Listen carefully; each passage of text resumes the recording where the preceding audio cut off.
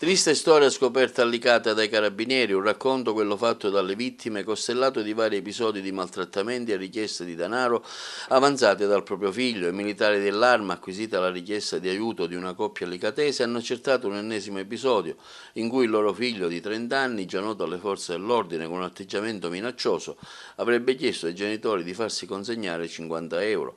I due coniugi, sfiniti e impauriti dalle continue pressioni e richieste del loro figlio, hanno deciso di rivolgersi ai carabinieri.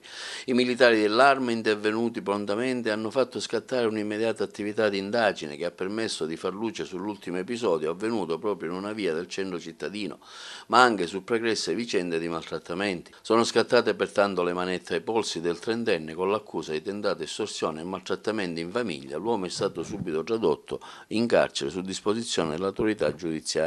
Intanto a San Leone al Via delle Dune un'auto è andata a fuoco, una Fiat Panda di proprietà di un agrigentino. Alcuni passanti all'uscita del locale notturno hanno dato l'allarme, sono intervenuti prontamente i vigili del fuoco del comando di Agrigento e i carabinieri della compagnia della città. La zona è stata isolata per motivi di sicurezza, i vigili hanno spento il fuoco che stava avvolgendo l'auto, i militari hanno anche effettuato un sopralluogo per determinare le cause dell'incendio. Sul posto non sono stati rinvenuti tracce di liquido infiammabile. Al momento si indaga se il fatto sia stato accidentale a causa di un cortocircuito della macchina.